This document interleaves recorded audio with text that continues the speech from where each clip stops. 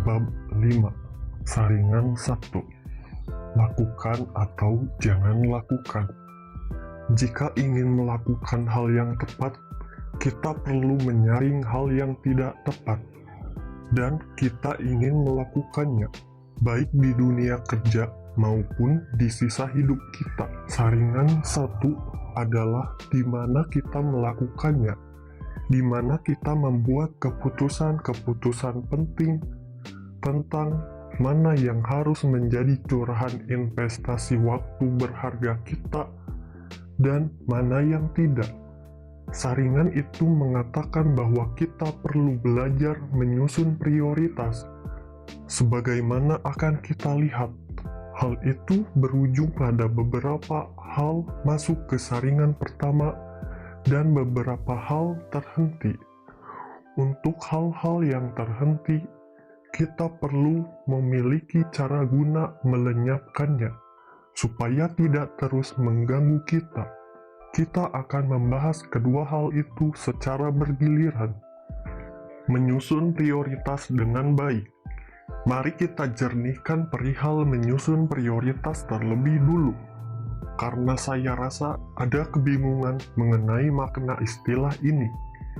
Kadang Anda mendengar orang berkata, "Saya memiliki 5 prioritas, nomor 1 untuk dilakukan, 17 prioritas nomor 2, dan 49 prioritas nomor 3 untuk dilakukan." Itu bukanlah menyusun prioritas. Menyusun prioritas adalah memikirkan daftar hal-hal secara potensial akan dilakukan dan berkata, "Jika saya hanya bisa melakukan satu hal dalam daftar ini, apakah itu?" Itulah yang kemudian menjadi prioritas pertama Anda.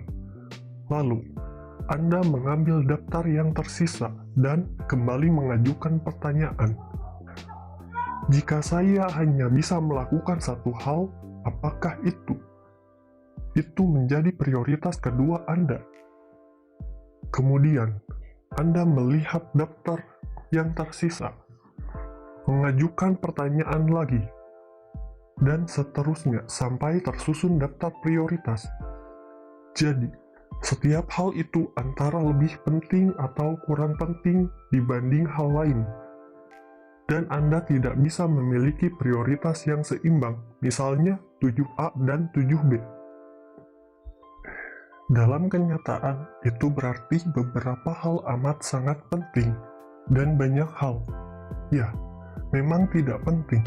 Jadi, yang Anda lakukan adalah membagi apa yang harus Anda lakukan menjadi apa yang sangat penting dan apa yang tidak.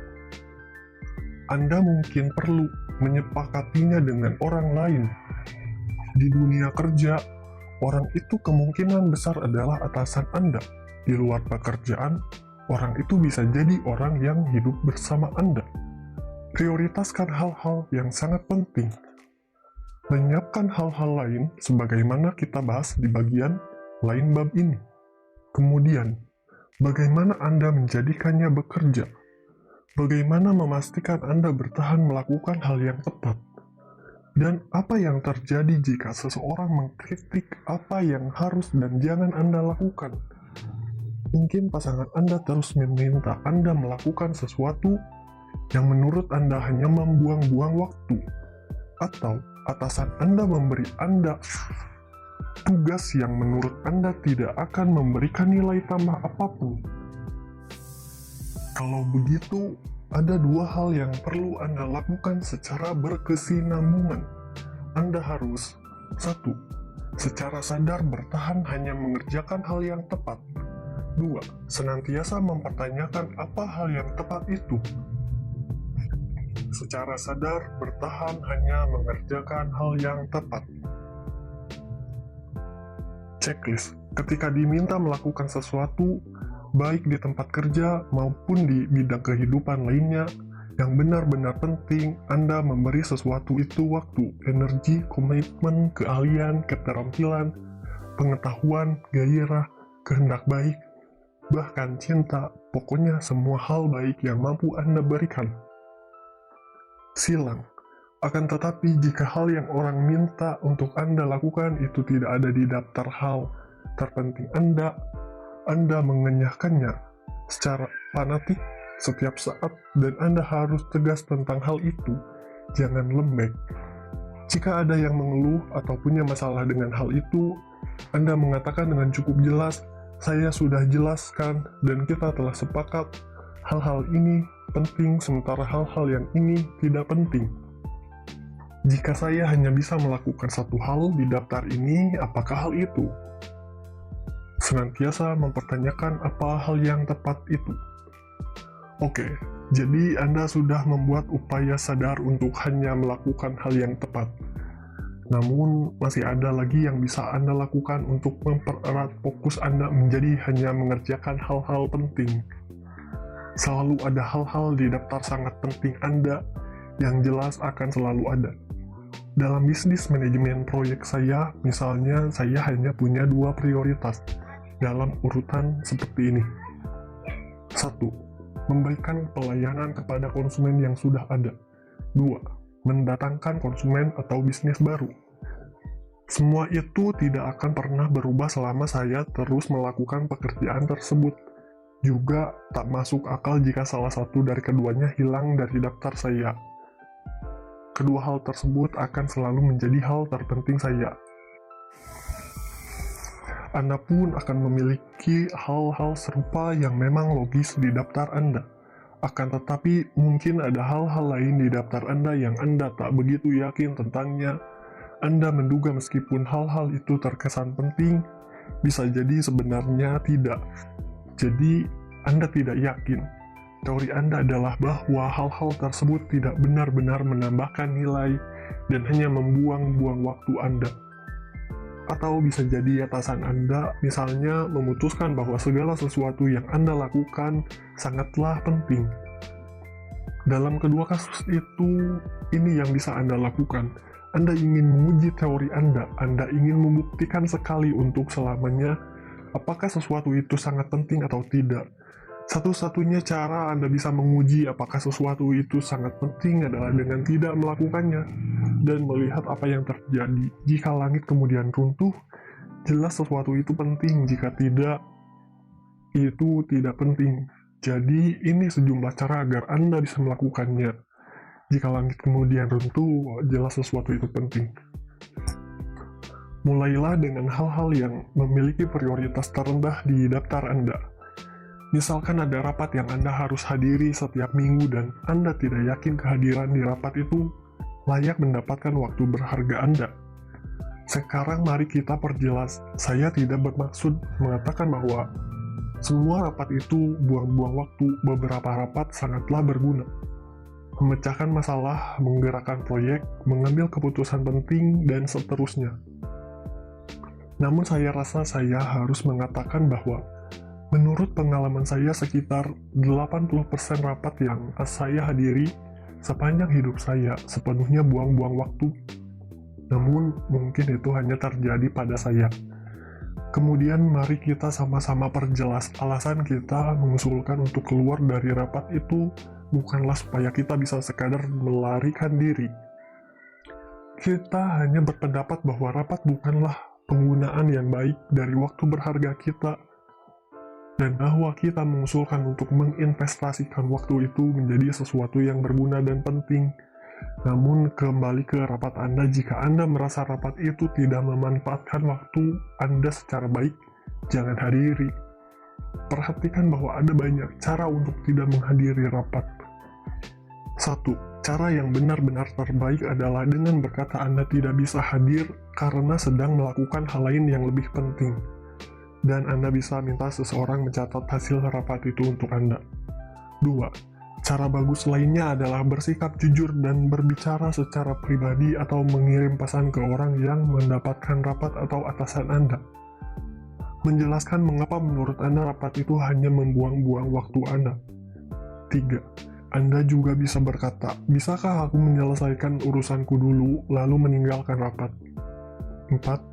Atau Anda bisa berkata, panggil aku kalau diperlukan.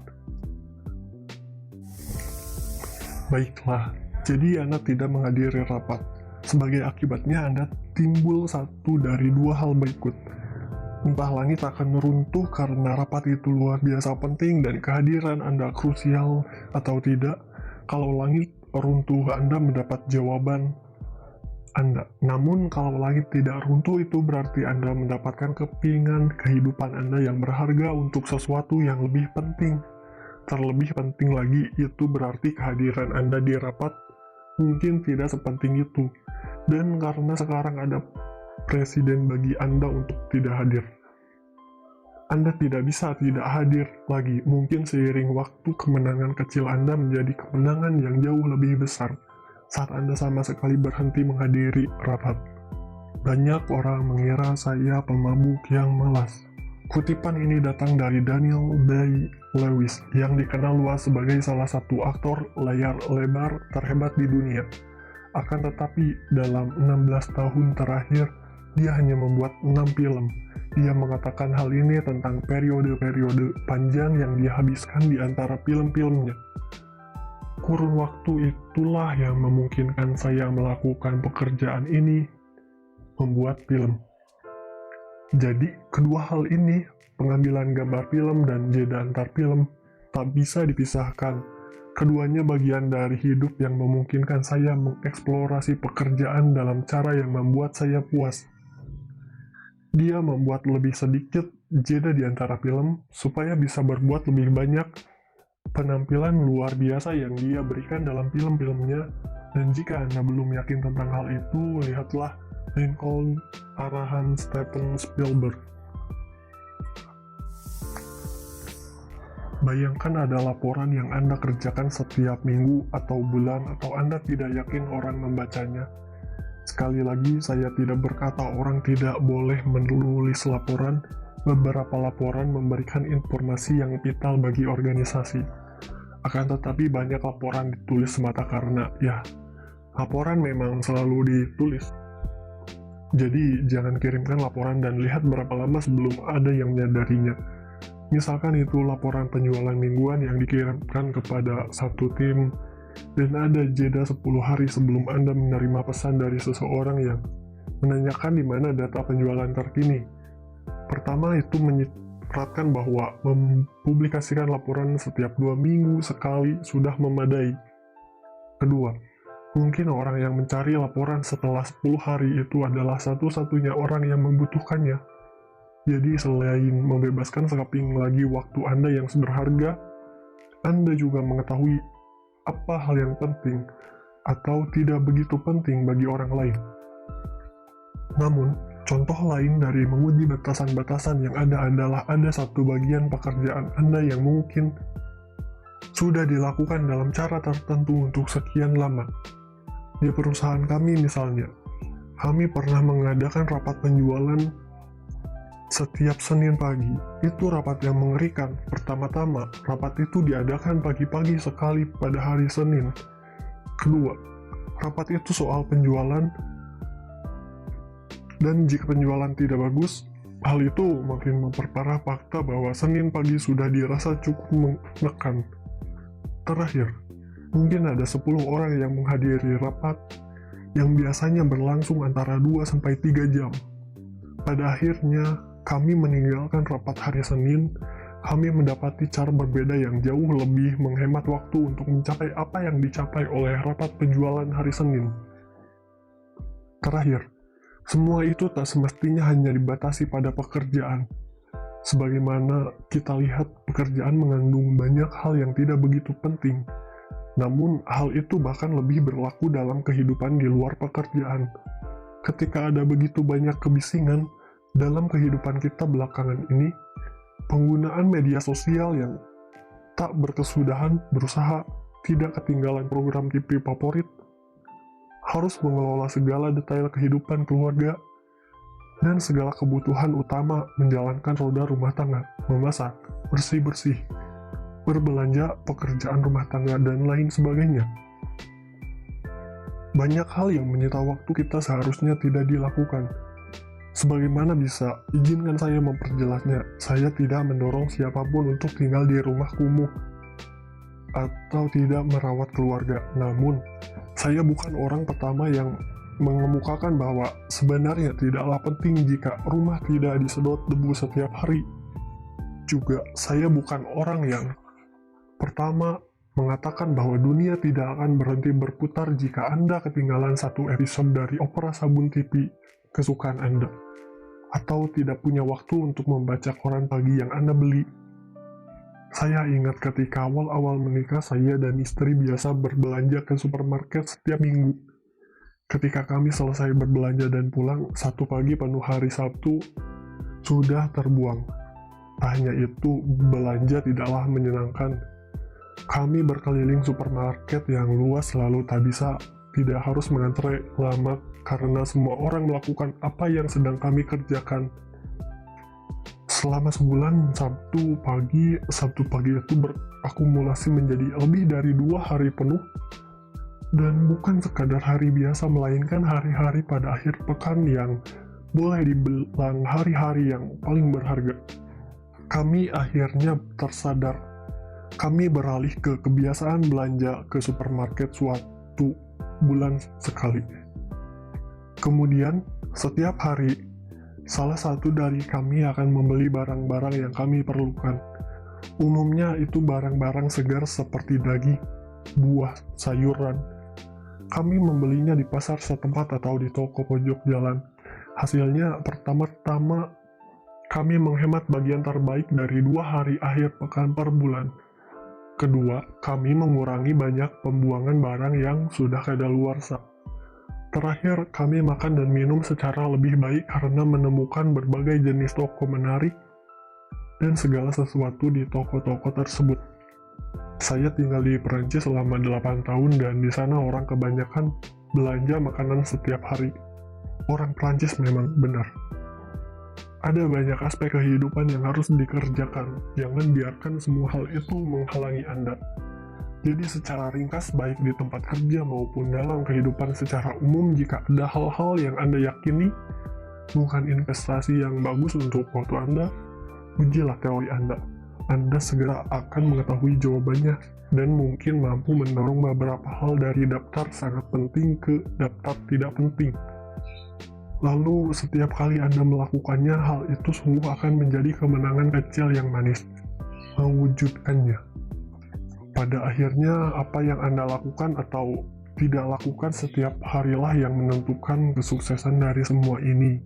Jadi, dalam kotak berikut terdapat cara untuk memastikan setiap hari akan berjalan sebagaimana yang Anda inginkan jika Anda sudah familiar dan menggunakan hal terutama lebih dulu. Dan 4 kuadran dari Stephen Covey itu juga akan memberikan hasil yang sama kepada Anda. Berbuat lebih sedikit, katakan tidak dalam pekerjaan dan kehidupan. Selama minggu depan, katakan tidak secara konsisten pada hal-hal yang tak begitu penting. Setiap kali Anda berhasil, anggap itu kemenangan kecil. Setiap kali Anda gagal, tanyai diri Anda mengapa Anda gagal dan cari tahu bagaimana Anda bisa menghindari hal yang sama pada kali berikutnya. Berbuat lebih sedikit. Rencanakan hari Anda untuk menyelesaikan hal-hal yang tepat pada penghujung setiap hari. Misalnya hal terakhir sebelum Anda pulang, bawalah daftar berisi hal-hal yang harus Anda kerjakan besok dan kategorikan hal-hal tersebut sesuai skema ini. Saya harus melakukannya besok. Saya tidak bisa tidur besok tanpa menyelesaikan hari ini.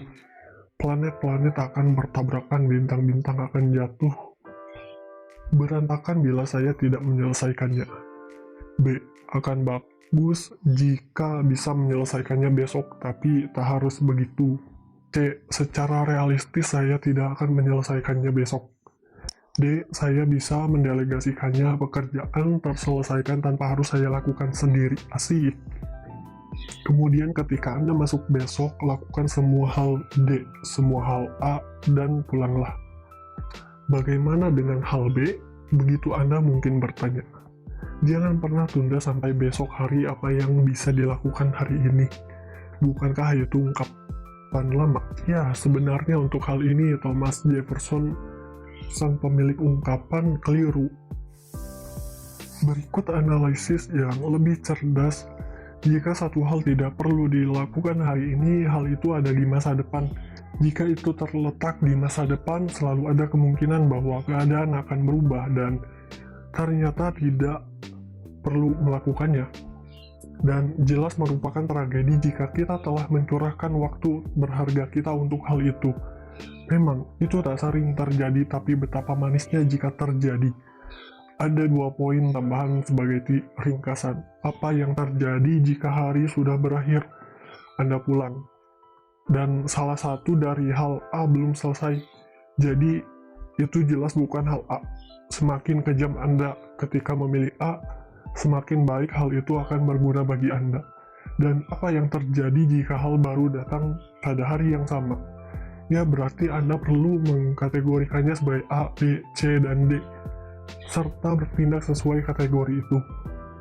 Namun, jangan lupa bahwa selalu ada kemungkinan untuk menegosiasikan dan menukarkannya untuk salah satu dari A, Anda yang sudah ada.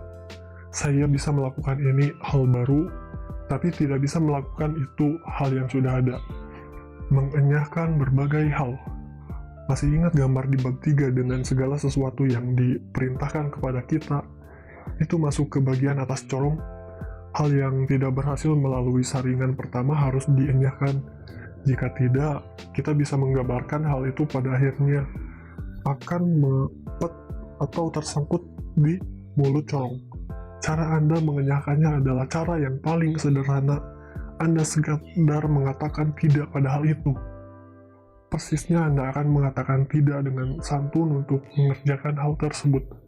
Saya mengajar kursus daring The Power of Doing Less, dan berikut surel salah seorang peserta kepada saya baru-baru ini mengenai masalah dari berkata tidak dan pembebasan yang dihasilkan. Saya mendapati diri menolak 3 jam perjalanan berkendara dengan 3 anak berusia di bawah 6 tahun. Setengah jam yang lalu saya menolak perjalanan yang sama selama 2 jam. Saya sangat menyukai perasaan yang melegakan itu, paradoksnya dan bertentangan dengan apa yang mungkin Anda duga. Tidak mengerjakan sesuatu itu ternyata menuntut kerja keras. Kerja itu datang dari upaya melenyapkan suatu hal. Namun yang kita inginkan adalah jumlah kerja yang dibutuhkan untuk menghilangkan hal tersebut ternyata jauh lebih ringan ketimbang kerja yang dibutuhkan jika kita harus melakukannya. Ada beberapa hal yang semestinya tidak dilakukan sama sekali, akan tetapi tidaklah cukup sekadar mengatakan kita tidak akan melakukannya. Kita perlu mencari cara untuk melenyapkannya supaya hal itu tidak terus muncul dan mengharuskan kita menghadapinya berulang kali. Ada beberapa hal yang semestinya tidak dilakukan sama sekali. Cara untuk melenyapkan sesuatu adalah dengan berkata tidak secara santun pada hal tersebut. Saya tidak bisa melakukannya karena alasan pribadi. Itu bukan bidang keahlian saya. Charlie adalah orang yang lebih tepat untuk melakukannya. Tidak, terima kasih. Bisakah Anda memberi saya waktu berpikir dan idealnya berharap hal itu berlalu? Saya tidak bisa melakukannya karena saya kidal. Saya bisa melakukan ini hal yang diperintahkan kepada Anda, tapi karenanya saya tidak bisa melakukan hal satunya. Anda harus bicara dengan atasan saya tentang hal itu. Itu bukan bagian dari deskripsi pekerjaan saya. Saya agak sibuk atau punya tenggat atau apapun saat ini. Bisakah Anda kembali kira-kira besok? Saya punya pekerjaan di rumah atau kantor. Saya sedang sakit kepala. Mengapa kita tidak melakukan hal yang menyenangkan saja, lebih berguna dalam kehidupan pribadi ketimbang dunia kerja Anda? Saya tidak punya waktu. Baru minggu depan atau kapanpun saya bisa mengerjakannya. Maaf, kami punya rencana lain, komitmen lain terlebih dahulu. Itu bukan salah satu prioritas saya sekarang. Saya tak akan bisa melakukannya dalam waktu dekat. Maafkan saya tidak nyaman melakukannya. Cara untuk menunjukkan Anda tidak ingin diganggu. beli atau buat tanda yang bertuliskan kurangnya perencanaan Anda bukanlah kondisi darurat bagi Anda dan gantung di ruangan Anda. Saya benar-benar pernah melihat orang berjalan menghampiri kubikel seseorang, melihat tanda itu lalu pergi. Pergilah ke tempat yang memungkinkan Anda tidak diganggu. Cara terbaik untuk melakukannya adalah dengan mencari tempat yang membuat orang tidak akan menyangka Anda ada di situ. Anda berharap menghilang dari pandangan, menghilang dari pikiran, akan terjadi sehingga mereka tidak akan meminta Anda melakukan sesuatu. Itu kemudian berarti Anda bisa meluangkan waktu yang Anda dapatkan untuk hal-hal yang penting. Jadi pergilah ke bagian lain dari gedung kantor, entah lantai lain, bagian lain, atau departemen lain. Pesan satu ruang dapat dan bekerjalah di situ. Bekerjalah di ruang makan atau kafetaria, restoran. Bekerjalah di kedai kopi terdekat jika ada tempat macam itu. Bekerjalah dari rumah jika dimungkinkan. Dan jika tidak hal itu dimungkinkan, mulailah berjuang untuk menjadikan hal itu mungkin. Tutup pintu Anda itu mengandaikan A. Anda punya pintu, dan B. Pintu itu biasanya terbuka sehingga ketika ditutup orang tahu ada hal yang serius yang sedang terjadi. Kenakan headphone ketika Anda duduk di depan meja. Jangan menjawab telepon. Berpura-puralah Anda keluar. Berhenti, barikan, dan jalan seperti kata seseorang yang saya suka untuk para pemanggil di pintu Anda. Bagilah hari menjadi periode waktu merah. Katakanlah pukul 10 sampai 12 dan 14 sampai 16. Lalu jika ada orang yang mendatangi Anda pukul 9.50, beri mereka 10 menit dari waktu, energi, dan komitmen Anda seperti duduk. Apa yang bisa saya lakukan untuk Anda? Jika ada orang yang datang pukul 10, tanyakan apakah mereka bisa kembali pukul 12.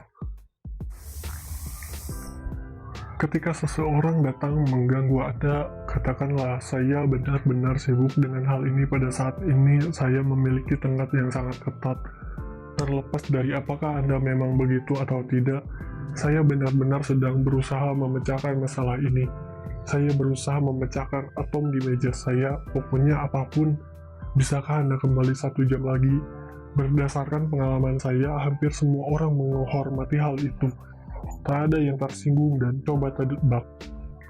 Kadang mereka tidak kembali sama sekali, dan kadang ketika kembali mereka punya beberapa hal untuk dibicarakan dengan Anda. Saya rasa kita semua kenal orang yang bisa digambarkan sebagai pengganggu berantai. Hanya cek surel Anda 1 atau 2 kali per hari. Itu nasihat yang bagus, seperti halnya mematikan hal di komputer Anda yang berbunyi bing setiap kali surel datang. Cara menyaring hal-hal pembuang waktu. Tulis pesan keluar kantor yang berbunyi kira-kira begini: saya pergi berlibur dan baru akan kembali tanggal. Ketika kembali, saya akan mengosongkan inbox. Jadi tolong hubungi saya ketika saya kembali. Hidup sebenarnya terlalu singkat untuk digunakan menyisiri beberapa ratus surel yang kebanyakan di antaranya tak lagi relevan. Katakanlah, bisakah Anda mengirimkan surel tentang hal ini? Inilah misalnya yang dilakukan bagian support sepanjang waktu. Gagasan mengambil tiket, ini adalah tes pertama yang mereka siapkan untuk Anda gunakan, melihat seberapa serius Anda dengan masalah Anda. Jika seseorang tidak siap menulis surel untuk Anda tentang sesuatu, Anda bisa dengan aman berasumsi bahwa hal itu mungkin akan berlalu. Jangan balas telepon yang tak terjawab jika sang penelpon tidak meninggalkan pesan. Itu jelas tak terlalu penting. Katakan, tentu, lalu jangan lakukan apapun. Berdasarkan asumsi bahwa jika masalah itu penting, mereka tentu akan meminta lagi atau datang lagi dan bertanya bagaimana kemajuannya serta sesuatu seperti itu. Jika mereka tidak meminta lagi, jelas itu sesuatu yang bisa dipecahkan tanpa Anda. Tunjukkan kepada mereka betapa kewalahan Anda. Jika Anda tertarik, kirimi saya surel dan saya akan mengirimi Anda alat Excel sederhana untuk menghitungnya. Ketimbang sekadar mengatakan ya pada apapun, cobalah selalu menanyakan tenggat yang diberikan kepada Anda. Gandakan tenggat itu dan tanyakan apakah itu tidak apa-apa. Jadi, sebagai contoh, ada seseorang yang mendatangi Anda pada siang hari dan bertanya, bisakah Anda menyelesaikannya menjelang jam pulang kantor hari ini? Tanyakanlah apakah kita tidak apa-apa jika selesai besok pagi. Atau jika ada orang yang berkata, bisakah Anda mengulasnya sekitar minggu depan? Katakanlah, saya tidak yakin bisa menyelesaikannya minggu depan. Saya bisa mengerjakannya dalam 2 minggu. Anda akan terkejut dengan betapa sering orang berkata, ya, itu bukan masalah, terima kasih. Dan kita semua pernah punya pengalaman bekerja keras untuk menyelesaikan sesuatu hanya untuk mendapati orang yang membuat kita mengerjakannya berkata, ya, bagus, meskipun sebenarnya tak masalah kalau diselesaikan minggu depan. Hanya urusi surel 1 kali, lakukan salah satu hal berikut. Jawab, teruskan, arsipkan, hapus. Jangan tinggalkan surel di inbox Anda jika hanya akan mengganggu Anda. Seseorang teman baik saya memberitahu hal berikut. Saya meneruskannya dan Anda bisa menentukan sikap tentang hal itu. Saya menggarisbawahi bahwa ini tindakan ekstrim untuk kondisi ekstrim. Teman saya misalnya hanya pernah melakukannya sekali. Umumkan tumbangnya surel, yaitu mengirimkan pesan seperti pesan out of office atau Anda sedang di luar kantor, yang mengabarkan server Anda mati dan Anda kehilangan segalanya. Beritahu daftar kontak Anda bahwa jika mereka memiliki permintaan berprioritas tinggi untuk Anda, mereka harus mengirim ulang permintaan itu dan Anda akan mengurusnya segera mungkin setelah sistem Anda pulih. 1 kali teman saya melakukannya, dia mendapat pengurangan permintaan sebesar lebih dari 90%. Kebanyakan surel yang dia dapatkan adalah surel berisi pernyataan turut bersimpati. Ingin kaya, jangan lakukan apa-apa. Ingin kaya seperti Warren Buffett, investor miliarder dan chairman Berkshire Hathaway itu terkenal karena nasihat berikut. Jangan jual saham Anda, sebaliknya beli dan tahan. Buffett mengamati bahwa orang menjual saham terlalu cepat dan karena alasan yang salah, bukannya berpikir seperti investor, mereka melompat dari satu sektor ke sektor lain, dari satu saham ke saham lain dengan harapan mendapatkan keuntungan cepat, sambil berusaha menghindar agar tak terhempas di bebatuan. Yang jadi masalah dengan jenis perdagangan semacam itu adalah biaya dari begitu banyak aktivitas akan melenyapkan semua peluang yang dimiliki investor untuk meraup manfaat dari memiliki saham. Untuk berinvestasi seperti Warren Buffett, Anda harus mencapai satu titik ketika Anda bisa meraup imbalan yang mungkin membutuhkan waktu. Ketika saham bervaluasi terlalu rendah, Buffett tidak melakukan apa-apa, dia menahan saham itu, bukan menjualnya. Pendekatan itu menjadikannya lebih kaya daripada Croesus. Bagaimana jika pekerjaan Anda benar-benar tak bisa diramalkan? Anda mungkin salah satu orang yang berkecimpung di pekerjaan yang sangat berbasis peristiwa. Maksud saya, banyak waktu Anda dihabiskan untuk merespon permintaan-permintaan tak terduga yang datang kepada Anda. Mungkin Anda menangani bagian layanan, dukungan, atau bantuan pelanggan, atau Anda mungkin mengelola tim yang terdiri dari orang-orang yang tiba-tiba mendatangi Anda sambil membawa pertanyaan atau masalah. Orang dalam pekerjaan-pekerjaan semacam itu cenderung mendapat mengatakan tidak secara santun bukanlah untuk mereka dan mereka harus menghadapi segala sesuatu yang datang.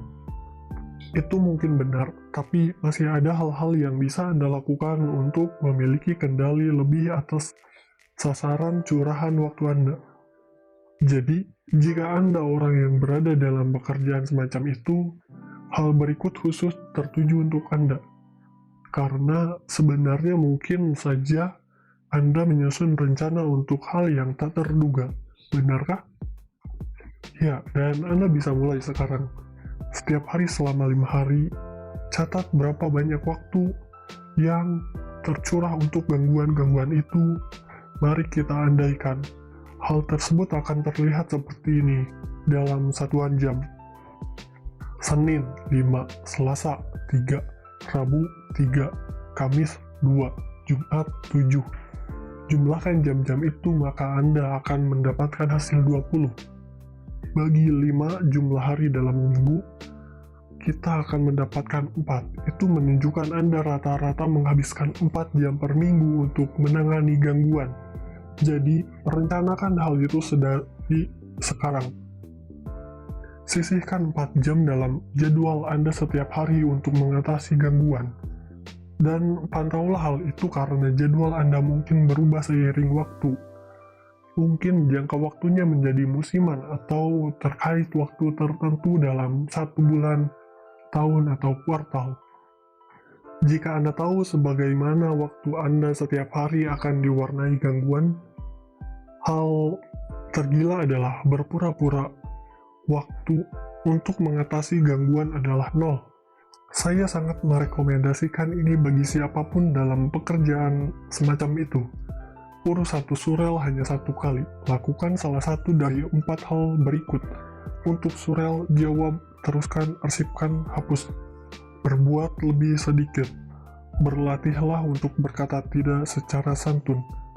Pilih 5 cara untuk mengatakan tidak secara santun. Coba implementasikan masing-masing dari kelima cara itu setidaknya 1 kali sehari.